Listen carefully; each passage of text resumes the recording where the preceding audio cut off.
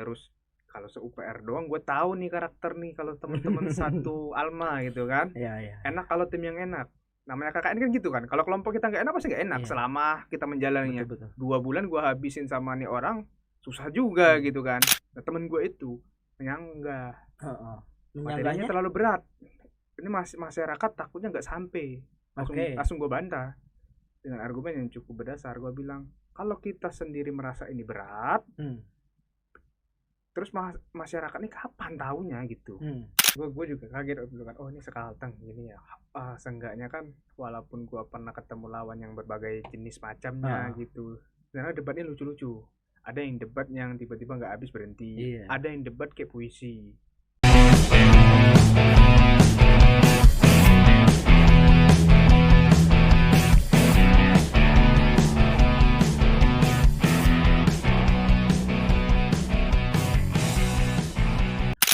Alhamdulillah kita bisa kedatangan teman saya yang luar biasa di studio Advoker ini. Nah, ini studio ini Pak ya. Iya. Ini studio yang memang bagaimana kita akhirnya bisa menempatkan beberapa orang ya yang punya kemampuan, yang punya prestasi-prestasi itu diundang ke sini. Boleh. Dan salah satunya tim Advoker itu mengundang Bro Gusti Ramadan. Jadi Bro Gusti Ramadan ini teman-teman, dia ini adalah mahasiswa aktif di Fakultas Hukum Universitas Palangkaraya. Ya, Betul, Bro? betul. Doakan cepat lulus. Doa Semester 9 Oh, sekarang. semester 9. Iya. Aduh. Tapi luar biasa ya semester 9 ya. Kalau Iya. bisa 14 juga sih don't worry lah ya. Jangan Bung. Jangan ya. Sengsara Ya kita Bung. doain yang cepat lah ya buat Amin, ini amin. supaya cepat kelar juga dan ada titel SH. Betul kan? Iya, biar Oke. enak juga kan nyandang gelar. Iya, Sarjana hukum. betul. Oke. Jadi teman-teman, Brody Gusti ini itu salah satu mahasiswa Iya. yang pernah menjadi peserta di KKN Kebangsaan. Itu tahun 2003, betul Bung? Yoi. Dan juga Bro Gusti ini mahasiswa berprestasi yang mewakili universitas dan juga kampusnya pada ajang lomba debat hukum. Ya beberapa kali sih. Beberapa juaranya. kali. Nah, ini mungkin sangat menarik untuk kita bahas karena orang-orang seperti ini kita perlu dengar bagaimana perjuangan dia, bagaimana effort dia untuk akhirnya pada posisi yang pernah dia capai pada saat itu. Ya. Jadi kita akan ngobrol mungkin santai-santai aja lah Bro Gusti. Ya. Nah, Kita sebelumnya mau nanya dulu nih, baiknya Iya, kalau Bro. panggilan ini pakai bahasa gua atau saya atau gimana nih? Ya Jalan aja. seenaknya Bro Gusti lah. Gua aja ya Lu kali gue ya. kan. Ya gua aja ya kali Yoi. ya, biar nyaman Enjoy ya. aja kita di sini, Bang. Oke. Gimana? Mungkin kita langsung pada perbincangan sih. Boleh. Kita tahu Pak ya, dunia mahasiswa itu identik dikenal adanya kuliah kerja nyata. Ya kan?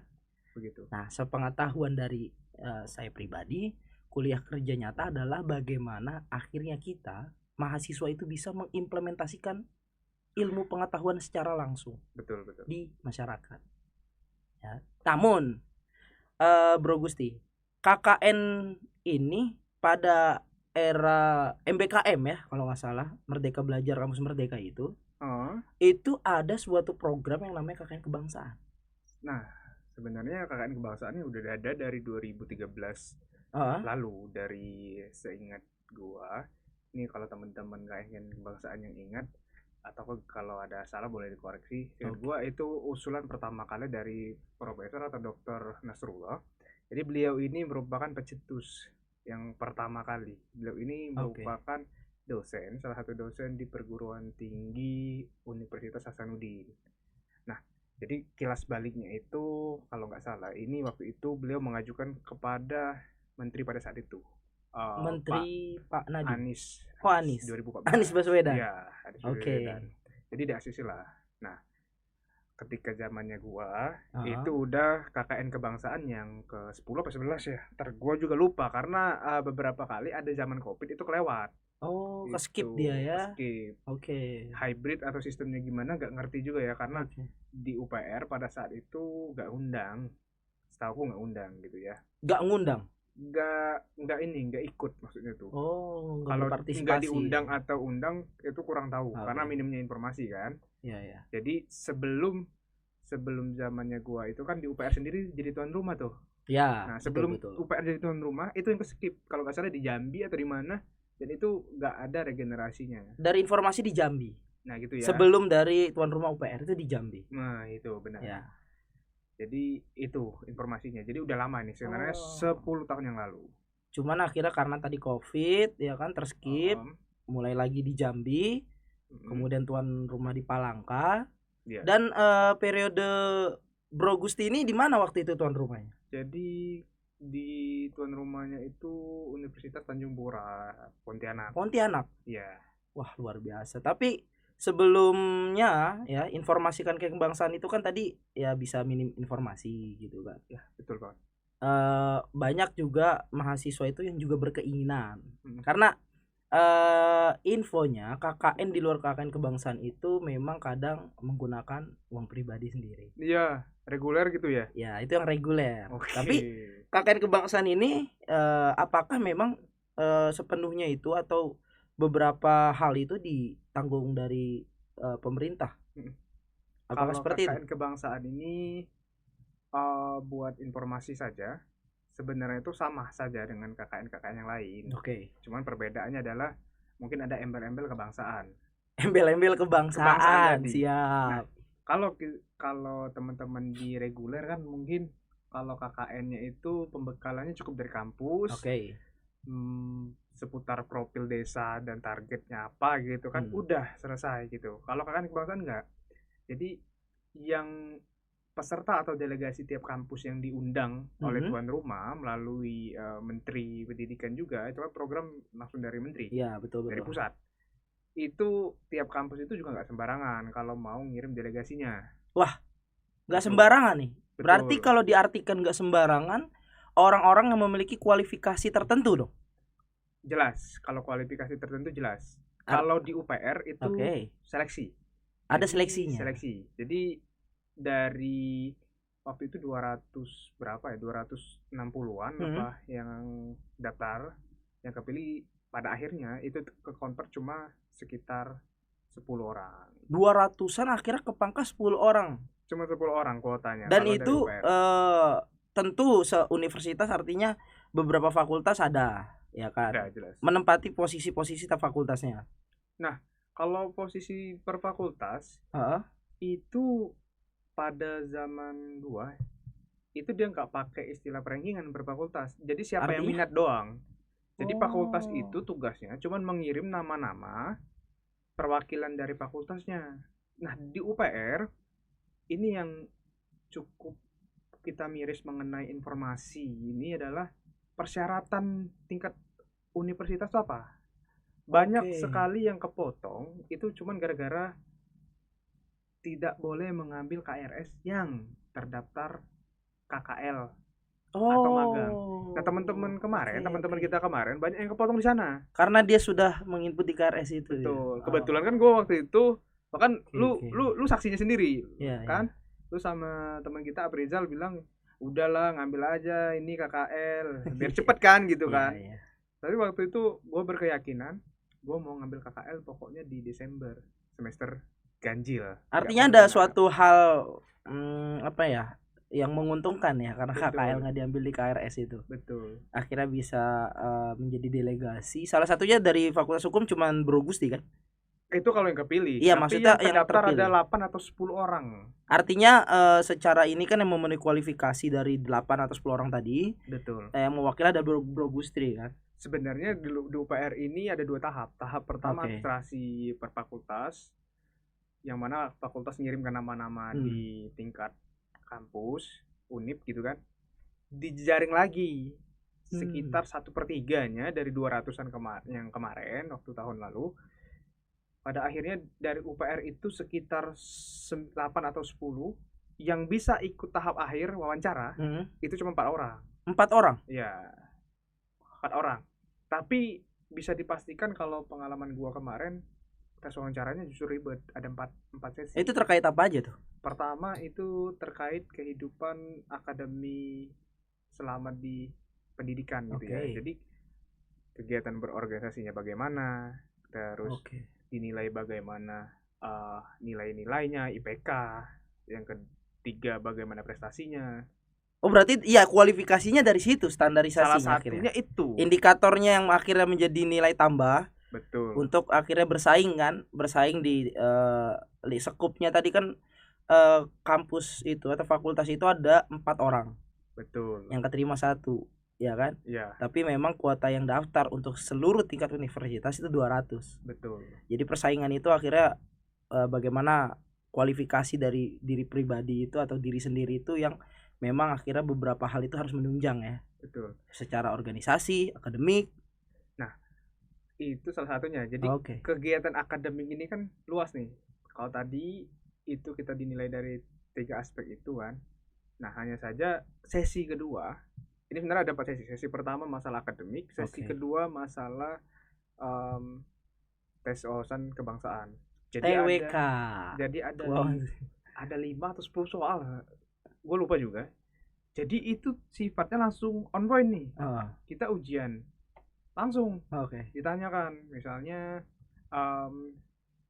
bagaimana tanggapan kamu mengenai nilai-nilai persatuan bla bla bla itu bla bla. Dalam kita sampaikan pendapat dan opini. Itu pendapat langsung. Bukan bagaimana tes tertulis, bukan? Enggak. Berarti pendapat langsung soal dilontarkan, langsung menjawab. Jadi ada 5 soal. Kalau seingat gue 5 soal. 4 itu dia sistemnya pilgan. Soal kelima itu esai. Soal pilgan ini kan disebutin misalnya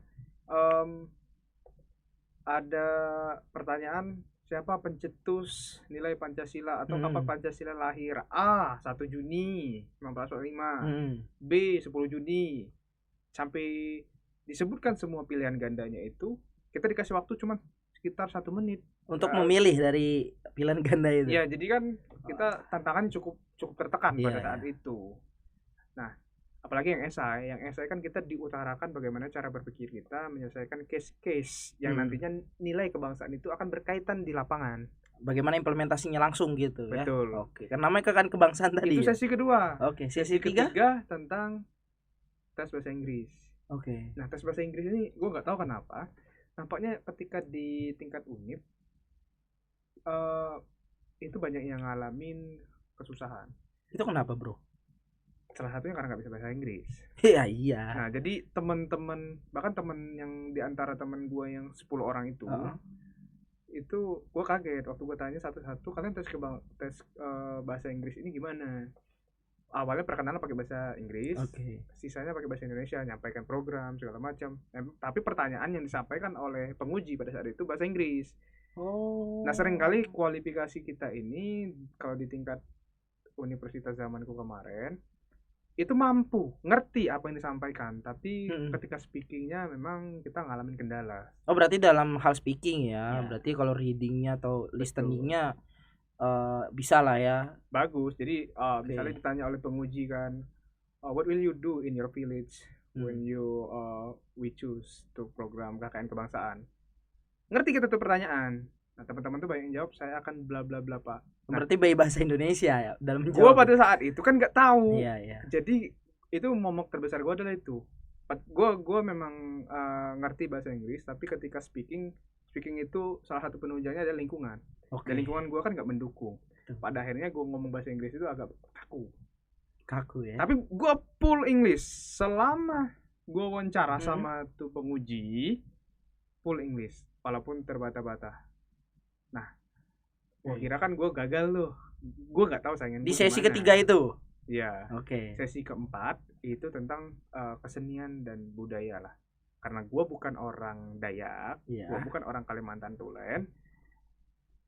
Gue perantau di sini, gue pelajari tentang suku Dayak, seni budayanya. Itu memang udah prediksi yang akan dibahas tentang suku Dayak. Atau memang udah ada kisi-kisi sebelumnya? Kisi-kisi itu minim. Cuman seputar tips. Itu dapat dari mana informasi? Itu dapat dari lulusan yang katanya ada lulusan Jambi dulu, UPR, tapi dia hybrid. Nggak ngerti juga hybrid atau gimana. Dokumentasinya juga minim. Jadi kakak itu gue dapatnya kan dari teman-teman juga. Kakak itu sampaikan, pokoknya kalau bahasa Inggris jawab apa, programmu apa, gini. Kisi-kisi sudah ada. Tapi menurut gue itu tips, karena nggak bantu, maksudnya tuh nggak ngebantu sampai 50%. Tapi seenggaknya itu sudah nge-brainstorming, lu harus tahu. Artinya metanya kan gimana, oh ini nanti gitu. nih. Main mappingnya gimana gitu metanya kan udah tahu. Sangat terbantu gitu. Tapi bukan faktor keberhasilan juga karena semua orang tahu. Pada saat kita ngantri itu tanya-tanya, mereka juga tahu teman-teman yang lain, saingan yang lain maksudnya gitu kan, kompetitor. Nah, pada akhirnya kan ya qadarullah kan, takdir, alhamdulillahnya lolos. Gitu. Tapi gini dulu teman-teman, memang Gusti ini bukan asli dari Kalimantan ya. Betul. Bro Gusti ini kalau nggak salah dari tim kita cari tahu itu dari Palembang. Ya. Betul. Lebih tepatnya Lubuk Linggau. Wong kita Galo kalau orang bilang. Tapi biar nggak susah nyebutnya Palembang aja dah gitu. Iya, Palembang. Sumatera Selatan kan gitu orangnya. Biasanya pempek yang terkenal di Palembang. Memang. Kapal selam. Memang. Nuklir ada nuklir? Nggak ada. Nggak ada. Bahaya. Nah mungkin teman-teman itu tadi ada beberapa hal yang memang menjadi poin untuk bisa teman-teman kalau KKN kebangsaan itu kan setiap tahun ya?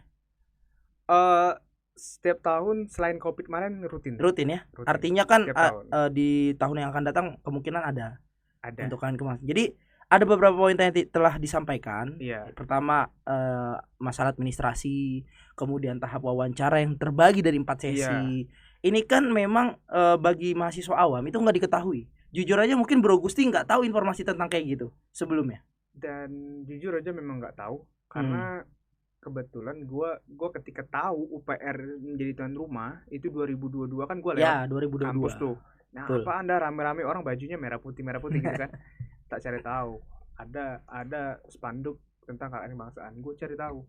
Wah, menarik nih. KKN-nya se-Indonesia. Terus kita bisa ketemu teman-teman dari luar kampus gitu kan. Dari 2022 itu udah tak niatin. 2023 tembak nih. Berarti udah ada plan pas melihat itu ya? Sudah, itu jauh banget. Itu 9 bulan sebelumnya udah gue susun. Yang melihat dari UPR itu menjadi tuan rumah itu udah apa sih udah, gitu udah. Ya? Gue udah tertarik. Bahkan sebelum keluar Universitas Tanjung Pura sebagai tuan rumah, gue udah mantengin informasi itu. Siapa sih tuan rumahnya gitu loh. Siapa next tuan rumahnya gitu ya. Kenapa gue pantengin dan gue niatkan KKN kebangsaan? Salah satunya adalah menolong gue biar nggak banyak buang waktu. KKN reguler yang gue dapat informasi itu pada saat itu kan desas-desus tuh. Minimal 40 hari, ya sekitar 60 hari. Batin gue kalau segini 2 bulan mah betul. Duit gua gimana gitu loh. Apalagi reguler kan dikenalnya gitu. Uang pribadi itu pasti merogok kocek banget kan. Terus kalau se-UPR doang gue tahu nih karakter nih kalau teman-teman satu alma gitu kan. Iya. Enak kalau tim yang enak. Namanya KKN kan gitu kan. Kalau kelompok kita nggak enak pasti nggak enak selama kita menjalaninya. Betul. 2 bulan gue habisin sama nih orang susah juga gitu kan. Akhirnya gue niatin. Nah yang terakhir memang bonusnya adalah gue niatin jangan sampai gue bayar. Iya. Gue belum punya cukup finansial untuk menghidupin diri gue sendiri karena kan sambil jalan juga gitu kan, sambil kerja juga kan sama keluarga. Tapi pure memang dari niat gue nggak mau keluar KKN kebangsaan ini duit yang terlalu banyak. Makanya kemarin gue udah tahu nih KKN kebangsaan ini pasti ada uang saku gitu loh. Kalau KKN reguler kan belum tentu. Betul. Bayangin 2 bulan hidup.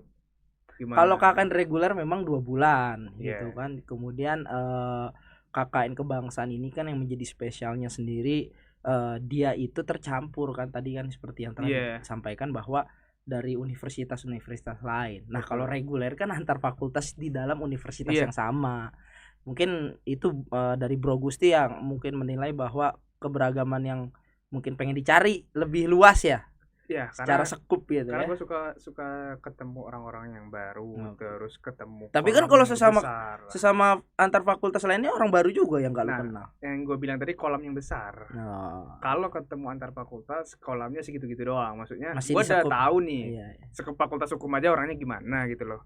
Apalagi antar fakultas gak beda jauh. Tapi kalau kolamnya gede nih senasional, minimal gue tahu nih takarannya nih, kalau kampusnya yang top itu gimana cara bergaulnya, cara berpikirnya gitu loh. Itu tentu beda ya. Tentu beda. Oke.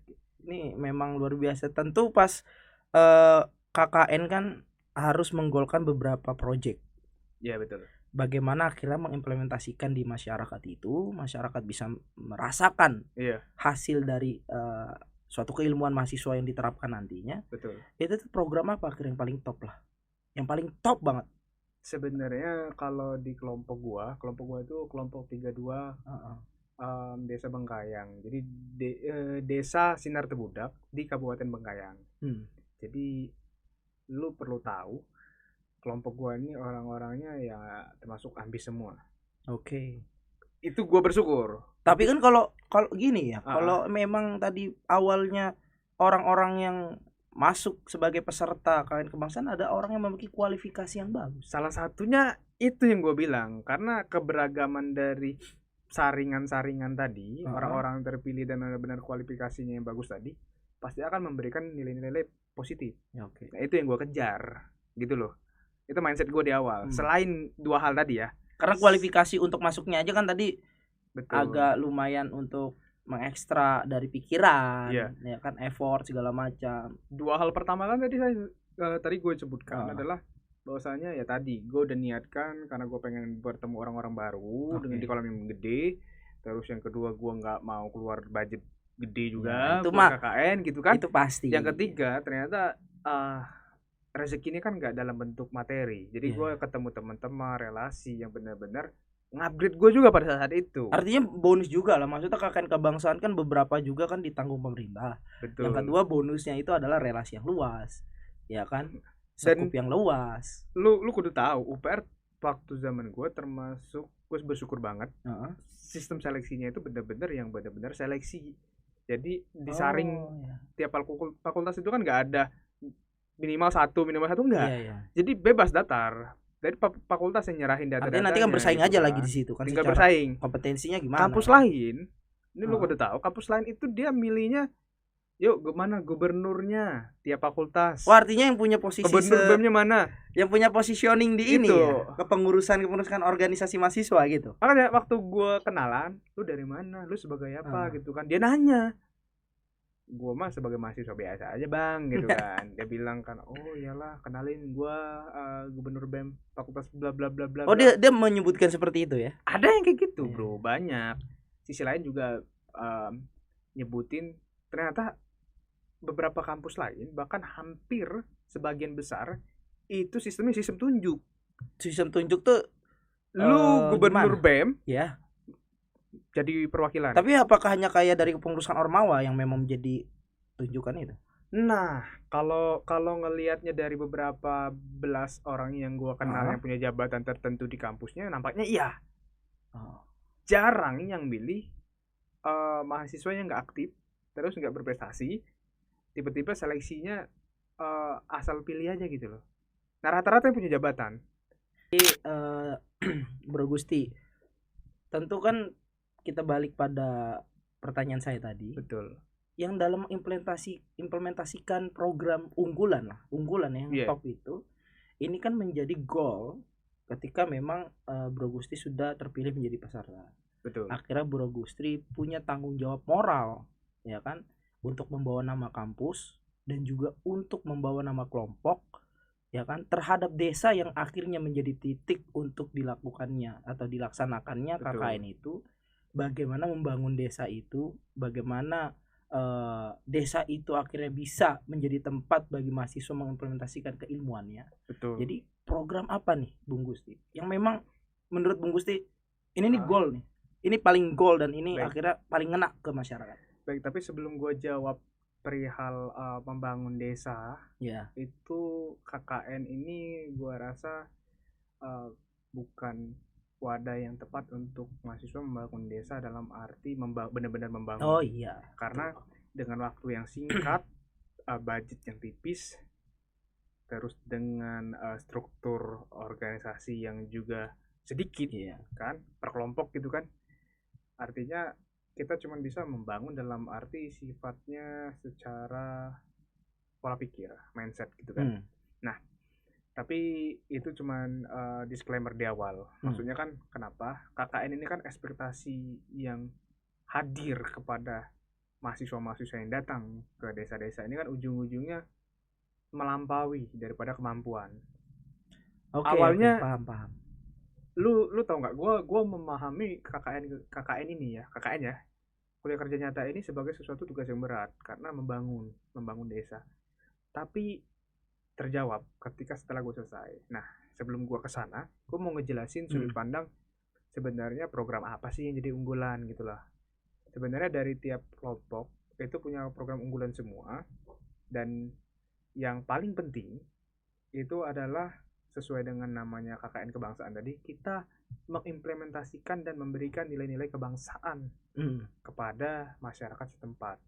Nah, salah satunya kan dengan salah satu bentuk representasi keberagaman per kelompok itu sendiri. Iya. Karena kan kami tercampur nih, ada yang dari ITERA, ada yang Malang sana gitu kan. Oke. Kalau Keberagaman antara univ tadi itu ya. Iya. Itu kan sudah menjadi wajah daripada kebinekaan. Salah satunya itu. Tinggal bagaimana nilai-nilai yang ditanamkan. Nah, program yang gue ingat aja nih ya, kalau dari gue pribadi itu gue ngusulin desaku, namanya Desa Sadar Hukum. Desa Sadar Hukum. Betul. Oke. Kalau temen gue yang lain ada namanya Pikorami, itu akronim semua. Gue lupa, tapi gue ingat akronimnya gitu kan. Pikorami itu sifatnya sosialisasi juga. Desa Sadar Hukum pun sosialisasi juga. Nah, ada yang bikin, teman-teman bikin ikon gitu dari dari ITERA itu, temen gue itu bikin ikon kantor desanya gitu. Icon tuh maksudnya lebih ke ini ya, lebih ke ini sih, tempelan yang terbuat dari ini menjadi identitas ya, karakteristik iya, gitu, karya-karya. Lu tahu kan kalau di kantor gubernur provinsi Kalimantan Tengah, nah teman gue itu ngedesain buat kantor desa gitu. Emang sebelumnya nggak ada itu ya? Sebelumnya nggak ada, jadi identitasnya kan bingung. Nah, orang yang bukan dari desa itu bingung kantor desa yang mana. Kayak personal brandingnya itu ya. Personal brandingnya di sana. Tadi itu ya. Itu salah satunya. Nah, teman gue ada yang bikin banyak lah ya gitu ya. Yang gue semuanya nggak ingat, tentang pertanian, tentang teknologi instrumentasi. Berarti kan dari tadi Bro Gusti memberikan informasi bahwa Bro Gusti adalah sosiali tentang kesadaran hukum. Iya betul. Kemudian ada teman yang membuat ikon, kemudian juga ada yang dari pertanian tadi. Betul. Artinya dari setiap kebidangan itu bagaimana mengusahakan tadi itu ya? Karena tadi mengimplementasikan di masyarakat langsung kita gitu. Semua punya tanggung jawab moral kepada kampus. Jadi sebelum kita jadi delegasi itu, tiap personal, tiap mahasiswa itu juga ditanyakan, kamu mau ngapain? Gitu. Dan ketika kita sudah mencanangkan program itu, artinya beban moral yang harus dilaksanakan gitu. Nah, kebetulan gua ketika buat Desa Sadar Hukum itu kan kelompok gua ada 3 mahasiswa hukum tuh, gua ajak diskusi gimana gini gitu kan. Setuju dan sepakat. Tapi ada satu sanggahan yang gue inget, teman gue bilang, Desa Sadar Hukum mau bahas apa gitu kan. Salah satunya, lu tahu materinya cukup berat. Pertama soal pernikahan dini. Kedua soal perpajakan. Lu bayangin itu di desa materinya berat, yang ngomong mahasiswa gitu kan. Ketiga tentang tindakan kriminal lah atau apa gitu kan. Nah, gue tuh ada 5 atau 7 poin yang gue sampaikan, tapi gue ingatnya 3 highlight besar itu. Nah, temen gue itu menyanggah, materinya terlalu berat, ini masyarakat takutnya nggak sampai. Langsung gue bantah dengan argumen yang cukup berdasar. Gue bilang, kalau kita sendiri merasa ini berat, terus masyarakat ini kapan taunya gitu. Nah, tugas kita tuh di sana, kita bisa ngasih sosialisasi secara insight biar mereka itu paham loh, ternyata begini prosedurnya. Fundamental awal dasarnya itu tadi. Terus selanjutnya dia bilang kan, tapi sebagai mahasiswa juga materinya bagiku ini berat. Oke, kalau bagimu berat, boleh nanti tak tambahin materi-materi yang cukup ringan, seperti pernikahan dini atau apa. Soal yang pajak, soal yang lain hal sebagainya itu biar gua. Karena kenapa? Gua kan sambil freelance juga kan, sama keluarga kan, kerja di bidang jasa gitu kan, keperdataan. Ya gue punya kualifikasi itu. Jadi gue dengan kepercayaan diri gue, dengan kapasitas yang gue rasa sosialisasinya nggak berat gitu kan, gue mampu. Nah, masyarakat harus dikasih paham ke sana. Kalau selama ini kita menghindar, siapa yang mau ngasih tahu? Betul. Masalahnya orang-orang desa, perangkat desa belum tentu sampaikan itu. Pada akhirnya kita cukup berdiskusi sebentar doang sih, walaupun sangka menyanggah, akhirnya terima gitu kan. Nah, ketika di masyarakat tuh kan materinya cukup seru nih pajak. Itu pajak itu berbicara tentang bumi apa? Bangunan. Kesadaran pajak bumi bangunan warga dalam statusnya sebagai wajib pajak. Nah, kalau waktu itu gue sampaikan, Bapak Ibu, itu kan kebetulan RT kan yang gue sampaikan kan. RT ngumpul di aula, gue bilang, Bapak Ibu kalau pengen daerahnya maju dan pengen pemerintah memberikan atensi, biasanya itu pemerintah juga melihat suatu daerah ini ketaatan pajaknya gimana, layak nggak dibangun, terus kontribusinya apa, gitu. Itu kalau kita berpikir secara sudut pandang dari eksekutif gitu kan. Ya kalau suatu daerah saja tidak ada kontribusinya gitu, ya males kalau mau bangun daerah itu. Nah jadi gue sampaikan apa adanya, bahwasanya pajak bumi bangunan ini jangan seolah dinilai hal yang memberatkan. Toh per tahun juga gak gede gitu loh. Ya artinya kan pajak itu kan gitu. Apa namanya diperoleh oleh lembaga-lembaga negara itu kan untuk pembangunan nasional, pembangunan daerah. Uangnya pun juga balik lagi ke masyarakat sebenarnya. Artinya mungkin Bro Gusti itu supaya masyarakat sadar ini loh fungsional dari pajak tuh demikian loh. Iya. Untuk pembangunan di desa ini juga tetap berjalan. Kalau dari masyarakat kesadaran pajaknya kurang mungkin kan tempat gue itu unik, jalannya jelek ya, soalnya uniknya bro. Tuh jelek karena jelek gitu. Jalannya jelek. Terus salah satunya itu ada jembatan yang melewati sungai, itu dari kayu. Itu waktu itu udah mulai lapuk-lapuk. Katanya dengan perangkat desa bilang waktu kami tanyakan itu anggarannya belum ada memang dari pemerintah kabupaten. Nah makanya nanti itu diusulkan. Ya bagus dong. Tapi salah satu biar menjadi atensi pemerintah ini adalah salah satunya ketaatan pajak tadi. Ya katakanlah warganya sudah taat, gitu kan. Kalau seandainya tidak ada pembangunan, ya demo gitu loh. Gitu loh. Demo, ya? Kalau demo nggak ada kontribusi kan, gimana gitu kan. Tapi kalau sudah ada kontribusinya, kita demo, nah itu kan atensinya lebih cepat, ngerti nggak? Kita tuh berbicara tentang bagaimana sebab akibat. Itu perlu sabab. Ya kan? Betul. Makanya gue masuk ke sana. Sisi lain pernikahan dini di tempat beberapa kabupaten di Kalimantan Barat itu pernikahan dininya cukup tinggi juga. Jadi itu di usia berapa? Kalau pernikahan dini ya 12. Tapi kalau di desa sampai itu 18. Di desa itu rata-rata yang sudah. Kalau di desa itu rata-rata yang gue dapat itu tamat SMA sih. Itu udah nikah. Umur 16 17. Udah nikah ya? Itu udah nikah, tapi anehnya ini namanya data kan. Tapi ketika selama hampir 3 minggu gue tinggal di sana, gue nggak pernah ngeliat ibu-ibu muda. itu yang gue bingung. Itu lu dapet datanya dari mana berarti? Nggak, dapat data dari kecamatan pada saat itu. Berarti angka pernikahan dini cukup tinggi. Cuman masalahnya ternyata yang lu lihat di lapangan kecamatannya ternyata kecamatannya itu loh, ternyata data kecamatan. Atau emang lu nyari ibu-ibu muda sebenarnya? Enggak. Jadi kita kan ketahuan dari kegiatan 17-an. Ya. Desa gua itu kan ada kumpul-kumpul. Ya, pasti. Berarti momentumnya pas Agustusan kan? Betul. Dan pemudanya juga jarang gua ketemu. Berarti artinya didominasi dengan orang tua. Salah satunya iya, umur-umur produktif 30-40 lah gitu kan yang muncul. Anak-anak mudanya yang seumuran tuh gak kelihatan. Tapi ada lah beberapa. Ada jari mungkin. Pada akhirnya ada. Tiap malam ada, tapi dari berbagai kampung karena rame, ada anak KKN, kantor desa buka, ada lapangan badminton, jadi hidup suasana malam. Ada anak-anak dari desa itu nongkrong bareng. Ada. Ngobrol bareng gitu. Ada. Cuman karena kita KKN kebangsaan yang sangat disayangkan tuh pertama waktu 3 minggu doang nih. Kedua tuntutan kita secara moral itu dari kampus sudah besar gitu loh. Kalau nggak dilaksanakan ya bahaya juga kan. Jadi malam-malam itu kita fokusnya kalau nggak bonding, namanya kita mahasiswa KKN kan kita perlu bonding, waktu singkat nih. Bonding dulu, main Uno atau apa gitu kan. Pada akhirnya baru agak malam dikit kita bahas program. Jadi setelah 3-4 hari tiba tuh di desa, fokus kami tuh program mulu. Iya. Bayangin. Ya kan dalam artian kalian kesana bukan untuk liburan. Salah satunya itu ya. Karena tapi kan di bawah Evan doang. Iya. Gitu bawah Evan itu kan udah menjadi bagian juga lah sebenarnya. Tapi maksudnya tanggung jawab moral tadi awal itu kan kesana apa sih tujuan utamanya?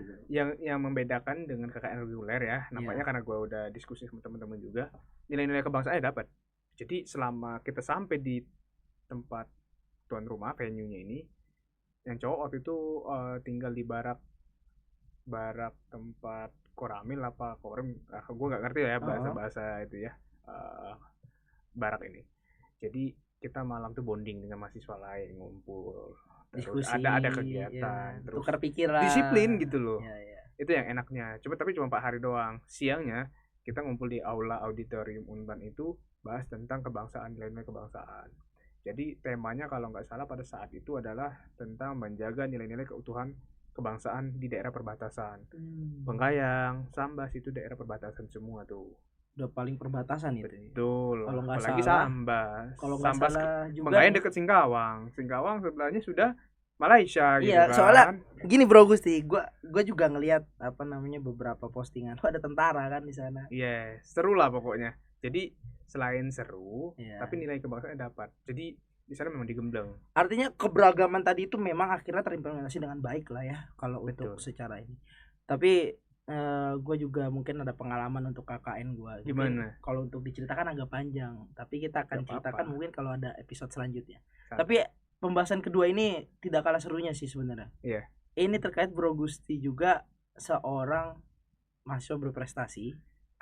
Biasa Ya. aja kali ya. Seorang mahasiswa biasa gitu. Tapi kan prestasi lah. Boleh. Artinya kan ya tetap mahasiswa berprestasi. Nggak mungkin nggak kan? Nah, Bro Gusti ini kan juara 1. Ya kan? Juara 1 itu kalau nggak salah Bro Gusti itu juara 1 lomba debat se-Kalimantan Tengah.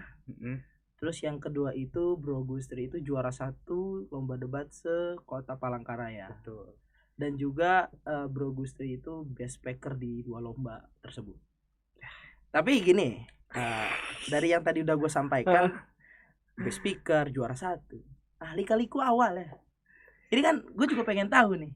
Sebenarnya kalau ceritanya agak miris, sedih kagak, cuma miris.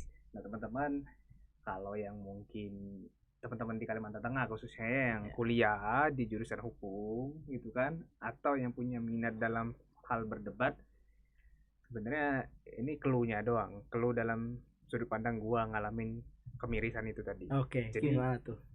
Namanya gua nggak pernah ikut debat di tingkat sekolah menengah gitu kan.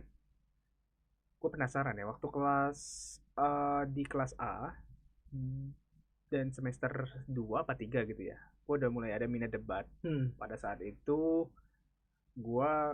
inspirasi gue nggak ada siapa-siapa, nggak ada tokoh debat yang gue kagumi, dan gue juga nggak suka nonton ILC atau nonton TV, jadi kan gue kudet banget tuh. Tapi catatan demokrasi gitu. Betul. Jadi gue bener-bener kayak timbul sendiri gitu. Nah, berarti hasrat itu timbul sendiri. Di semester 3 timbul sendiri. Gue nyari teman, nyari tim. Debat kan tiga orang tuh satu tim kan. Jadi gue nyari tim, gue tawarin si A, si B, si C, nolak semua. Nolak. Itu apa alasannya? Alasannya nggak pede dengan keilmuannya. Aduh. Gue bilang sama, gue juga kagak. Kedua, ternyata alasannya sibuk organisasi. Ketiga, intinya katanya nggak minat lah. Itu teman kelas gue dulu tuh ya. Baru gue seberang ke sebelah kelas B. Lo berarti mencari ya? Mencari. Gue tipikalnya cari beneran. Tapi gini, alasan temen lu yang nggak pede sama keilmuannya, sibuk organisasi. Betul. Itu udah lu ajak kan sebenarnya. Betul. Ya, penolakan dia seperti itu kan. Ya memang mungkin secara ini ya pada intinya mentalitas aja sih. Salah satunya memang mentalitas. Masih kan? belum muncul atau gimana gue nggak ngerti juga. Jadi kan makanya gue bilang di awal, lingkungan tuh berpengaruh. Gue yang bisa bahasa Inggris tapi speaking gue nggak pernah dilatih, kagok juga. Iya. Nah ngaruh di debat nih. Gue nyari orang malah. Sampai tadi tuh ke kelas-kelas lain itu ya. Akhirnya ada teman kelas tuh yang mau. Ya, ada beberapa orang yang mau. Dan kelas sebelah gue nyari tim lagi kan, nggak mungkin komposisi cuma 2 orang. Ketemulah si teman kita juga gitu kan. Jadi ternyata gue dengan salah satu teman ini cocok, nyambung. Dia ini benar-benar secara filosofisnya kuat. Jadi di sana gue berguru sama dia. Jadi gue bilang kayak sebenarnya debatnya apa sih? Nah, berarti itu pertama lo berdebat? First time? Semester 3 atau semester 4 itu pertama kali gue debat. Dan yang teman dari beda kelas ini baru itu ya? Betul. Itu first time sama dia juga. Dan itu gue langsung debat di Universitas Lampung Mangkurat di Banjar. Itu first time. Secara mentalitas gue belum ada. Panggung pasti sudah demam gitu kan. Ketiga secara keilmuan gue kagok nih. Gue nyari celahnya gimana. Atmosfer awal lah ya. Dan gue sempat diskusi sama senior, salah satu senior kita kan, yang menurut gue nggak usah diragukan lagi lah kalau istilahnya nama baiknya gitu kan di kampus. Gue berguru, ternyata dia juga nggak terakhir kali debat waktu SMA gitu kan. Berarti bukan pas pasca kuliah ya? Pas waktu kuliah nggak. Okay. Jadi gue buta map juga, dia cuma ngasih tahu tipsnya, dan itu bersyukur banget gue kasih tahu tipsnya, artinya gue bisa ngerem lah kapan ngomong, menit keberapa, dia ngasih cara mainnya. Ya menurut gue terbantu di sana. Okay. Tapi secara materi, cara momentum berdebat, wah itu memang babat alas pengalaman sendiri. Artinya dari individualnya sendiri. Bahkan ketika debat pertama di Banjar itu, gue melakukan hal yang memalukan. Contohnya? Gitu. Jadi gue ngetawain orang gitu. Ketika lawan atau musuh kita ini terdiam gitu kan, karena teman tadi yang gue bilang, tiba-tiba gue ketawa gitu di ruang, lu bayangin, hahaha ketawa gitu. Itu ternyata secara moral, estetika, itu kan manner itu nggak banget ternyata. Karena gue dapat pemahaman yang sesat. Temen gue kita yang satu ini bilang, gimana tuh? Debat aja ke ILC itu bebas, konten skak atau apa gitu kan. Gue nanggapnya terlalu liar. Kita ini lomba masalahnya. Berarti belum tahu bahwa di debat itu ada aturan mainnya kan gitu. Tahu ada aturannya, tapi karena dia menjelaskan secara istilahnya dalam sudut pandang dia, gue langsung mengilhami, boleh aja ya gitu ya. Ternyata enggak, nilai kita jatuh banget. Padahal secara materi menang. Nah di sana mungkin lebih respect lah maksud dari adanya aturan main itu kan. Akhirnya gue tersadar di lomba yang kita kan gugur nih, kan langsung final, semifinal tuh kan. Langsung semifinal? Berarti 4 tim aja? 4 tim doang. Gak sampai ke final. Lanjut ke perebutan juara 3. Nah perebutan juara 3, lu bayangin, kita habis diceramah habis-habisan oleh juri sebelum lanjut ke babak selanjutnya itu kan, ke final sama juara 3 gitu kan. Juri marah habis-habisan 1 jam. Itu ke tim Bro Gusti? Memang gak sebut tim, tapi kita semua tahu di ruangan itu siapa. Tahu nyerempet siapa. Tahu. Debat tuh gak kayak gini gak boleh ya. Karena yang paling mencolok kita pada saat itu, yang secara manner jatuh banget gitu loh. Nah itu ya. Jadi pas debat perebutan juara 3, kita udah ngerem semua. Syukurnya bagus. Cuman pada saat itu ekspektasi gue kan langsung tinggi nih, juara 3 nih, karena lawan kita ini 1 tahun di bawah kita. Dan gitu dia yang kalah juga dia ya. Semester 1, kita semester 3 waktu itu kan. Ternyata ya tadi kan namanya tim itu semuanya harus saling menggendong, saling menguatkan, saling merangkul. Ini enggak ternyata. Kita cuma berdua aja, temannya satunya ini kan ternyata nggak mampu membantu mengangkat, akhirnya ya kalah. Kecewa. Berarti yang satu ini tadi akhirnya jadi timpang gitu ya maksudnya. Timpang banget. Nah tapi ya itu yang gue bilang, satu nggak pede dengan nilai keilmuannya, kedua pede tapi nggak bisa menakar. Dalam arti menakar, oke lah kalau kita ada usahanya. Nah ini yang sangat gue sesali, itu usahanya nggak ada. Ketika kita nyusun mosinya malam-malam sampai subuh, itu dia nggak maksimal. Kedua, ketika debat itu materi gue kasih, dia nggak nangkap. Nah itu yang gue agak sayangkan. Soal nggak pede kan bisa kita optimiskan dengan latihan. Iya betul. Nah ini ternyata latihan kagak, nyari materi kagak. Akhirnya di sana gue stop, gue cukup nyari materi kagak, ya kan? Betul. Berarti ngapain kan? Itu gitu. Ya itu waktu kita kebuang cuma buat nge-backup materinya dia doang. Tapi pas perform dia nggak naik. Udah di backup, perform pun itu nggak naik. Makanya di sana gue merasa kayak udah aja. Nah ganti tim lagi, pulang dari Banjar 2-3 hari kita ke lomba lagi nih. Lomba apa tuh? Lomba debat IAHN di Palangkaraya juga 2022 itu. Sayangnya kita nyari orang nih, namanya nyari tim kan riskan. Iya. Kita nggak tahu kualifikasinya, latihan. Dapat orang nih cowok, mau dia. Hari H diajak latihan ada aja alasan.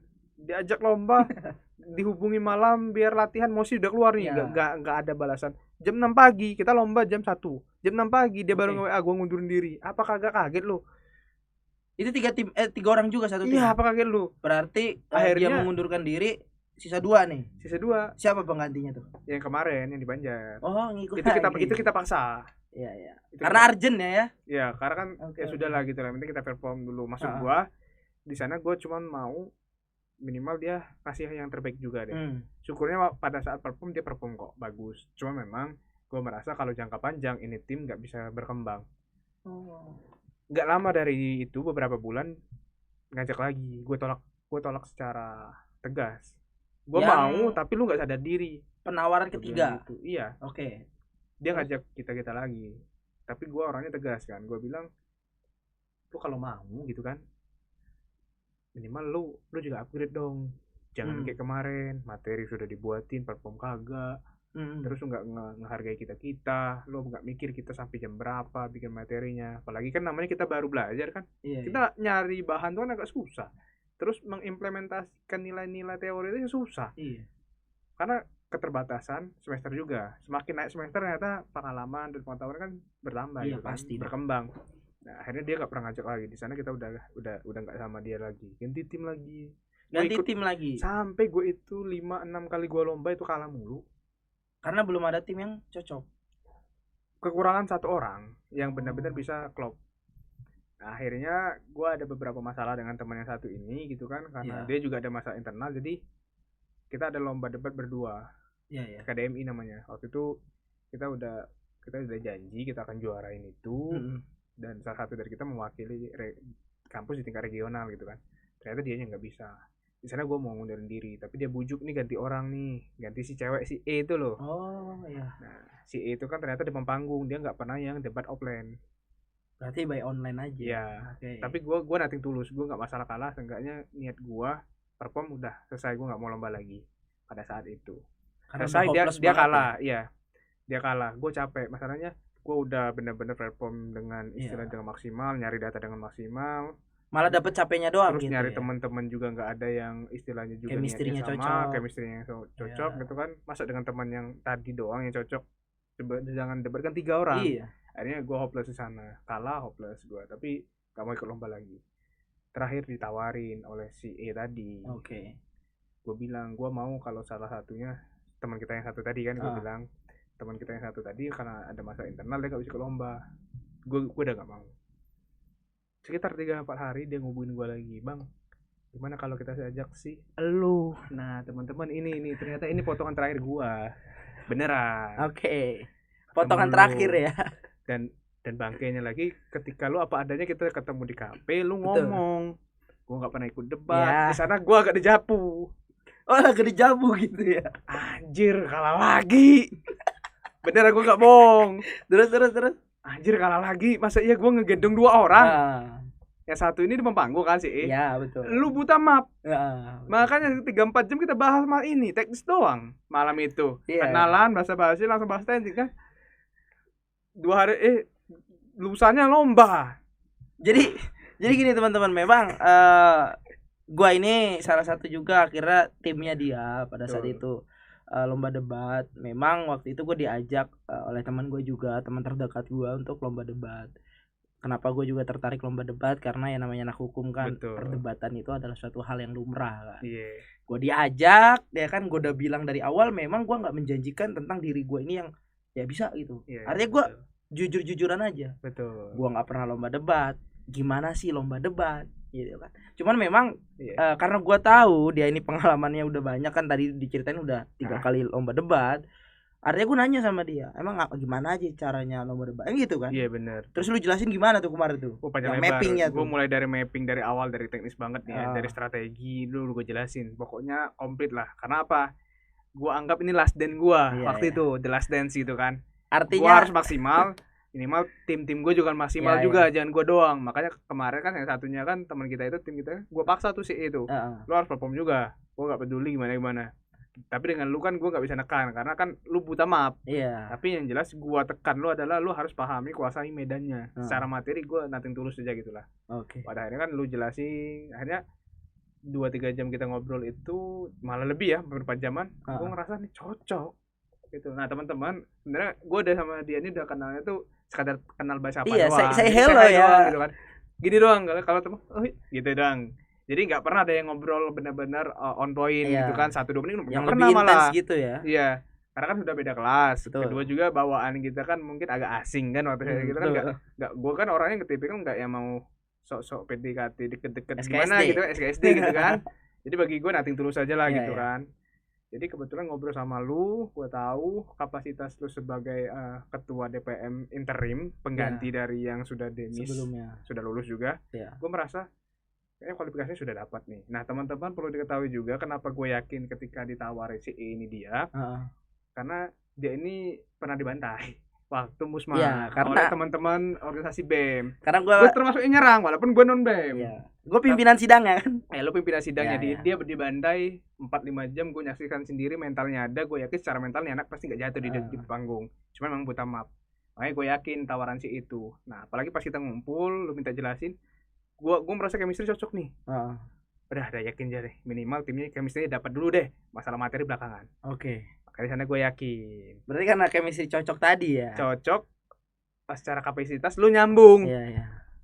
Tapi gitu, teman-teman jadi ini juga maksudnya waktu nyusun mosi itu gue ingat banget kita di perpustakaan kampus. Itu tuh dia udah datang duluan, gue kan datangnya belakangan. Betul. Jadi pada saat memang udah jamnya untuk ini, kita diskusi sama dia. Gue tuh diskusi habis-habisan sama dia. Dan kita berbeda pendapat kan, ingat nggak? Emang kayak gitu sih Cuk. Kita berbeda pendapat, gitu. Ya kan. Ternyata kita akhirnya menemukan suatu celah yang berkemungkinan akhirnya ini yang akan dikeluarkan oleh lawan.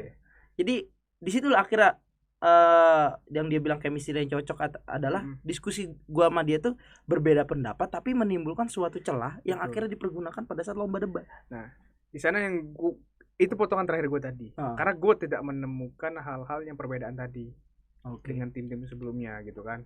Memang gue dapat insight baru gitu kan, tapi secara perbedaan pandangan gue nggak pernah ketemu counternya ketika nyusun.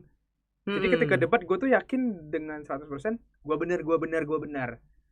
Pada saatnya debat itu kan bukan berbicara tentang benar, tapi meyakinkan juri atau penonton kalau lu itu bisa memberikan sudut pandang yang lebih logis dan dapat diterima dan berlandaskan dengan jelas ya. Bisa jadi lu salah. Betul. Tapi ketika lu sampaikan alasan-alasannya, argumennya apa, dan itu dirasa logis dan memberikan kemanfaatan yang lebih banyak, ya orang akan memihak lu. Nah, itulah salah satu esensi debat yang dalam lomba ini menurut gua memang tricky sebenarnya. Nggak bisa langsung tiba-tiba dapat, dan itu memang perlu dilatih. Kita beda pendapat, kita ujung-ujungnya kan ketemu tuh. Dan akhirnya apa? Salah satu keunggulannya adalah kita tahu nih lawan mau ngomong apa. Dan ketika lawan kita udah prediksi gitu, udah masuk ke jaring A, kita udah punya jawabannya. Jaring C kita udah punya. Skema-skema untuk menjawabnya kan karena hasil dari kita. Tinggal kuat-kuatan materi saja. Kalau materi kita lemah, kita sudah tahu dia kemana, ya artinya kita kalah gitu kan. Makanya di sana gue merasa cocok, dan gue merasa potongan gue terakhir udah selesai. Makanya ketika kita debat lalu ngerasain kan esensinya gimana, seru banget malah. Seru banget itu. Apalagi sudah cocok. Apalagi gue juga kan di situ. Kalau teman-teman tahu, gue ini kan memang kalau tipikal ngomong itu agak tinggi. Atmosfer gue kadang tinggi. Itu gue menggebu-gebu pertama kali. Sampai gue ini punggung gue dikasih kode kayak ya santai. Karena gue punya pengalaman cuy. Gitu cuy. Gue punya pengalaman di sana, jadi gue merasa kayak ini gue yang dulu deh, nggak bergebu. Slow. Lebih slow. Momentumnya gue tahu kapan harus benar-benar itu. Dan akhirnya kan lu ngerasain sendiri, cocok, nyambung, kita menang, lu ketagihan, gua malah ngerasa hidup lagi. Gue ngerasa hidup lagi cuy, beneran. Jadi gue memang baru pertama juga kan tadi gue bilang, dan itu gue ngomong ke dia, gue lolos 18 besar 8 besar itu udah seneng kan. Betul. Lolos 8 besar itu kayak karena gini gue ikut lomba juga dulu, tapi bukan debat, karya tulis segala macam. Itu yang gue ikutin nggak pernah jelas. Artinya gue tuh sebenarnya juga apakah lomba ini akan jelas? Maksudnya bertahap paham gue. Terus gitu. Karena lomba-lomba beberapa yang gue lakukan itu daftar, ya kan, submit nggak lolos, daftar submit nggak jelas. Betul. Dan ternyata ini ngalir terus tuh, buat naik. Dilala memang pada saat itu ada lawan terberat ya. Benar. Ada lawan terberat itu dari STIH, itu jujur tuh lawan terberat. Tapi kita juga alhamdulillahnya didukung oleh Mosi.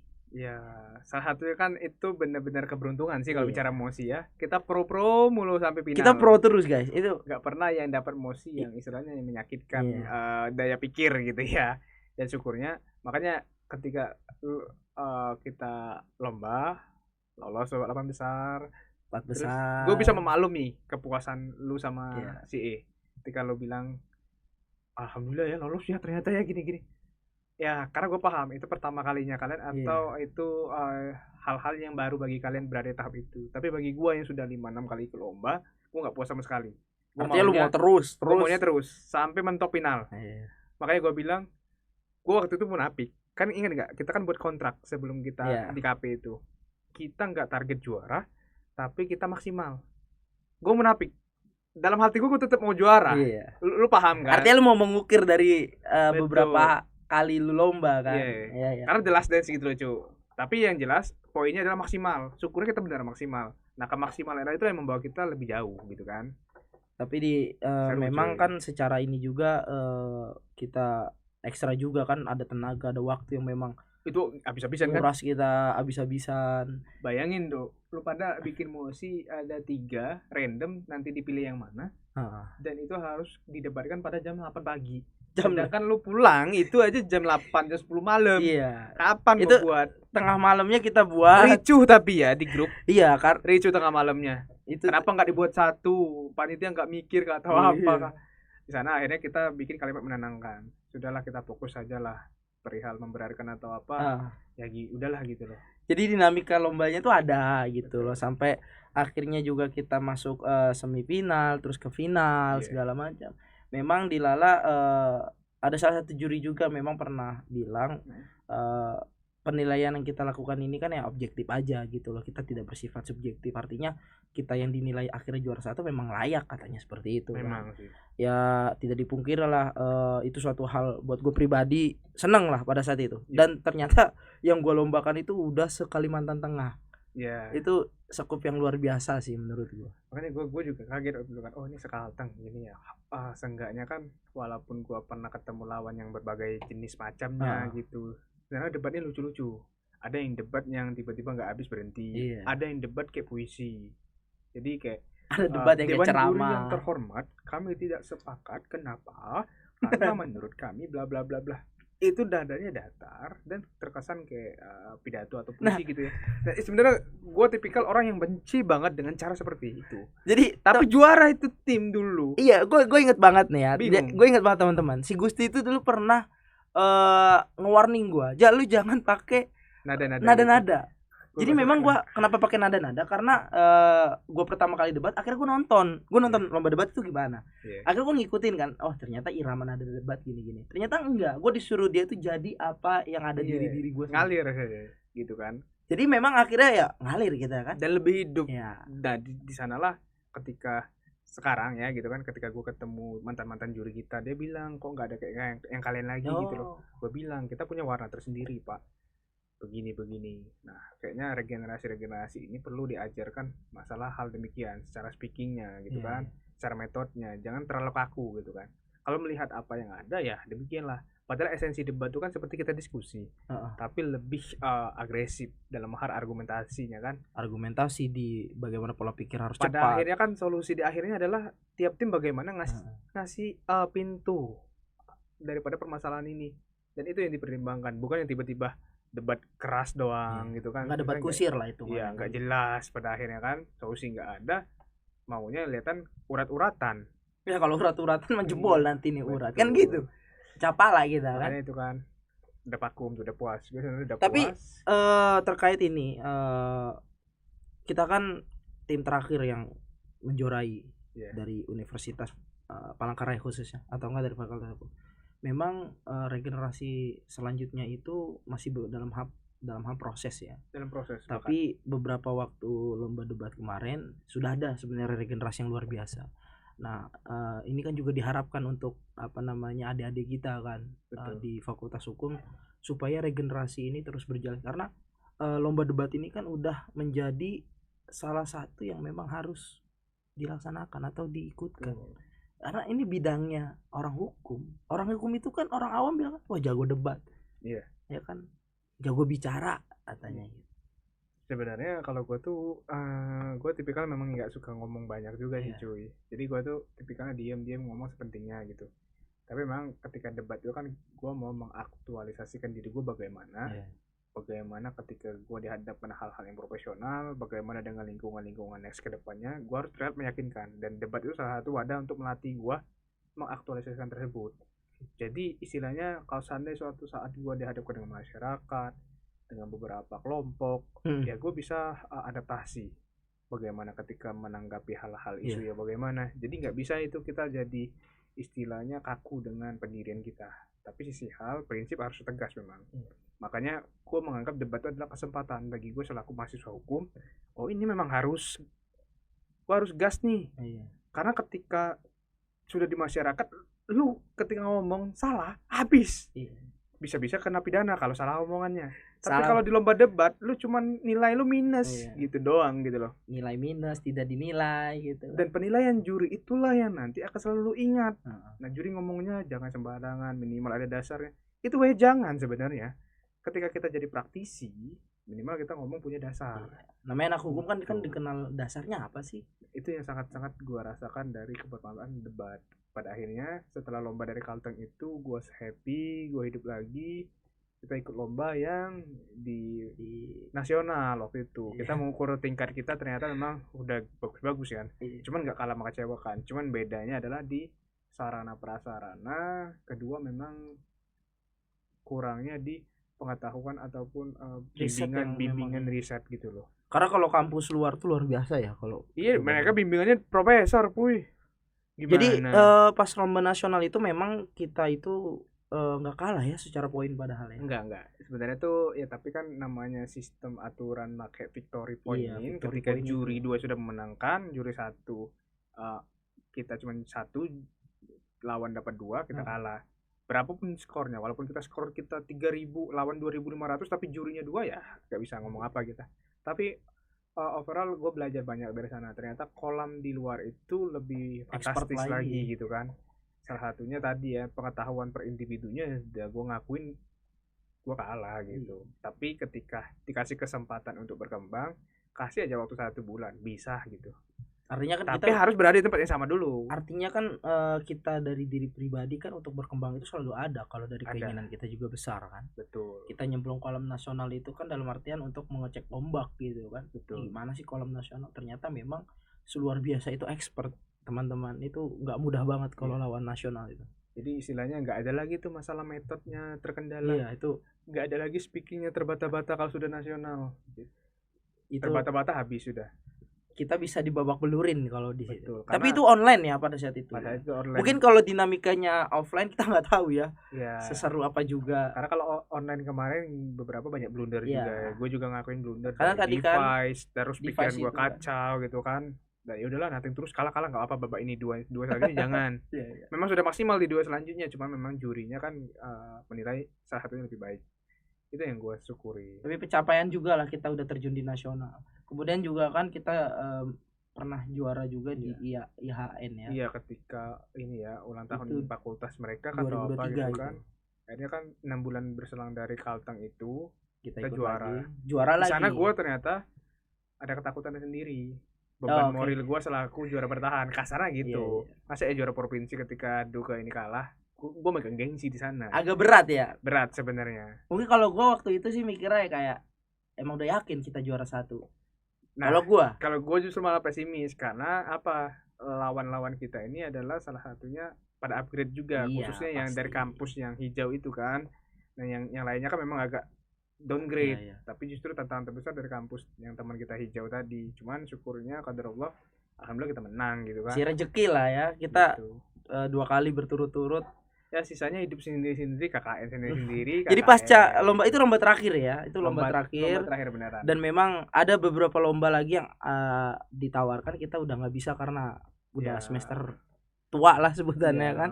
Beda fokusnya. Jadi sebenarnya ya itulah apa yang kita omongin ini kan ada poin-poin plusnya mungkin buat teman-teman yang dengar bahwa oh gini ya si Gusti dan si Rijal akhirnya menjuari lomba debat. Oh gini ya si Gusti akhirnya jadi peserta KKN kebangsaan.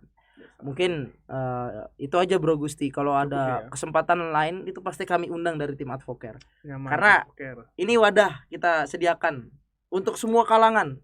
Bro Gusti. Bagus dong Advoker ini berarti. Kita nggak memandang siapa-siapa, siapapun kita undang untuk memberikan aspirasinya, memberikan cerita pengalamannya, bertukar pikiran segala macam. Nggak hanya aspek ini kan Advoker ini kan identik dengan advokasi, advokasi. Gitu kan. Sebenarnya non hukum juga bisa gitu kan. Jadi kita apalagi kayak gua gini kan. Cuma selaju dengan jurusannya doang. Tapi kan selaku peserta KKN kebangsaan gue menaruh kebanggaan di sana. Makanya gue pakai baju ini merah putih ini sebagai representasi gue pernah ada di momen itu, gue pernah mewakili kampus, gue pernah memberikan kontribusi, dan gue pernah ketemu teman-teman hebat di luar sana. Artinya identitas itu kan. Iya. Soalnya kita pada saat episode sebelumnya memang mengundang teman juga yang pernah magang di DPR RI. Iya. Dia juga pakai jaket yang memang menjadi identitas bahwa ya saya pernah magang di DPR RI. Artinya itu menjadi simbol bahwa kita pernah gitu, bukan hanya sekedar pengalaman, tapi inilah wujud dari kebanggaannya.